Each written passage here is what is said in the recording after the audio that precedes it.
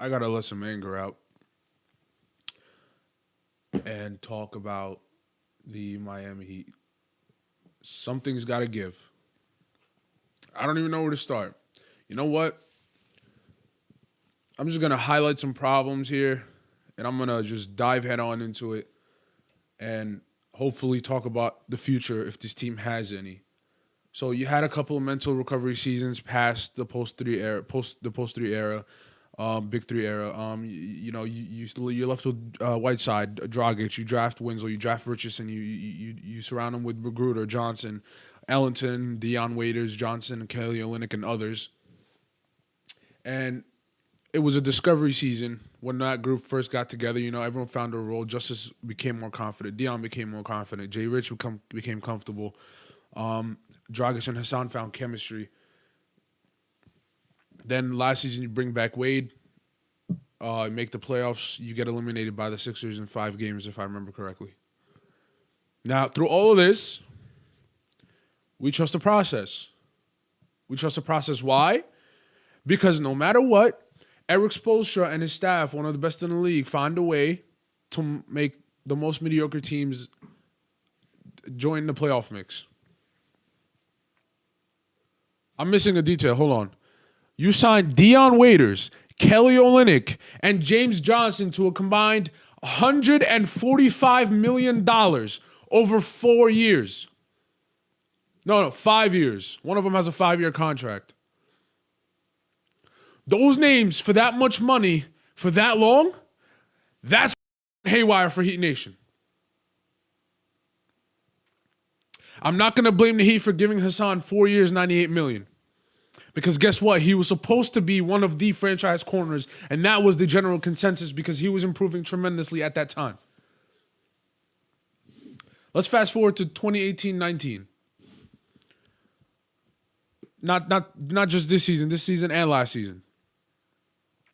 So you make the playoffs, you lose in 5 games, and it's not bad considering the horrendous season the year before that and the roller coaster ride that season was.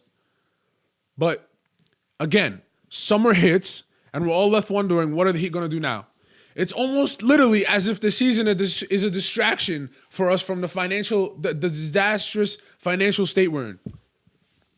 The point is, Kevin Durant, Jimmy Butler, Klay Thompson, Anthony Davis, Kyrie Irving, Paul George, Gordon Hayward.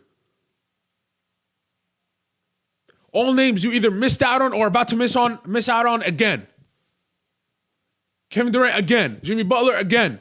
Klay Thompson, Anthony Davis, Kyrie Irving. Because you paid Dion Waiters, Kelly Olynyk, James Johnson a combined $145 million over 4 years.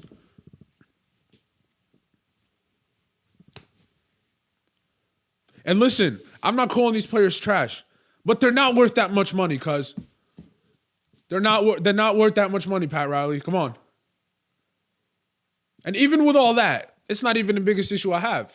That's not even the biggest issue that is for the Heat. I'll get to that in a second. So you have the promise. You have a promise in the core of Winslow, Rich, Magruder, Ellington, Adebayo, Derrick Jones Jr. You can't guarantee anybody money because it's all tied down until 2021. No wonder the Wolves didn't make that trade for Jimmy Butler. All we can hope for this summer is that if the Heat end up in the lottery, that they get a high pick. I say if because this team will never tank on purpose, even though it looks like that playing Dion so much. And that leads me to my point about what's happening and needs to change. The issue here is that the culture got in the way, is in the way. Pat Riley signed that team because he said, I'm going to show y'all because we got a fighting team no matter what. No, I'm going to get into the basketball side of things and tell you why that's not true. Dion Waiters is a dog, a fighter. He can will a team to a victory when he feels hot. That's it. That's it. All you people that don't watch the Heat, they're like, yo, Dion Waiters is a ball. Y'all got a ball. Yo, Dion Waiters is nice. No, he's not nice. Eric Spoelstra My former partner and friend Daniel Castro interviewed you on our podcast. We regard you as one of the most underrated coaches ever, but with all due respect, stop playing Dion Waiters, man. Spo, I don't know if you noticed, but your Miami Heat team was one of the very few teams to adjust to today's game. The 3 and 4 out on offense, great transition possessions, very fast, quick run and gun. Before LeBron went to LA to pursue that style of play. As always, a great defensive team, especially in transition. Now, I know for a fact Pat Riley doesn't give in to someone like Dion Waiters when he told LeBron to. If Dion is unhappy, he was coming off the bench. To hell with him and his contract. Because Miami has been on the phone with teams since the beginning of the season, telling me they want to move those pieces. But what I don't get is why Justice Winslow averages go down significantly because Dion Waiters cussed in the news about coming off the bench. Why can't we have all the inclusive, smooth offense from December? All the way to last year. Wayne Ellington, one of the top 3 shooters in the league last year, left because we saturated the starting lineups and bench and bench rotation. Ball-needy players. That is why Tyler Johnson is a Phoenix Suns player. Rodney Magruder, who you found so well, like you find so many other hidden gems through the Summer League and G League, is barely playing this season up until last week. Enough. This is bigger than money. We have found a formula that works, that will attract someone because it will be attractive to play this style again because you're going to win games. Oh, and by the way, Dion is not all the problems, but he's 75% of them.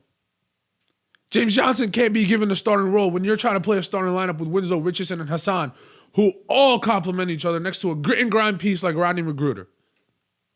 He has freedom to move on the court when there isn't someone in his way. He doesn't have to stay on the wings and in the corners to shoot. He's more than that.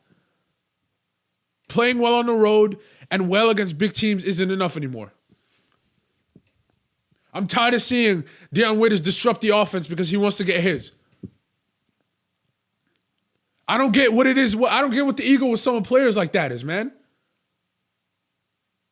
This is probably a worse case than Carmelo Anthony. At least Carmelo Anthony knows he has a little bit of a problem adjusting to today's game. Dion Waiters is straight up cocky at this point. If I was a GM, I'd be out here wilding, trading players for second-round picks and flipping them for role players. If it means lifting that burden off the team and at least having something to roll with and win games with on the court next to those assets, gone, gone, gone.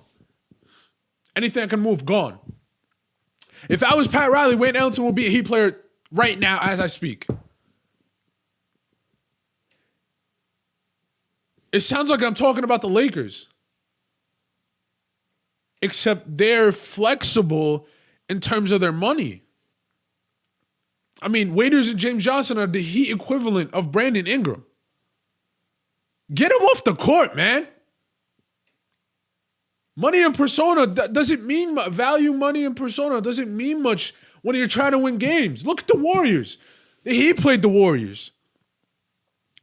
I think that might have been one of the more fun games played against the Warriors this year. Not one of the more fun games of the year. One of the better games we've seen against the Warriors.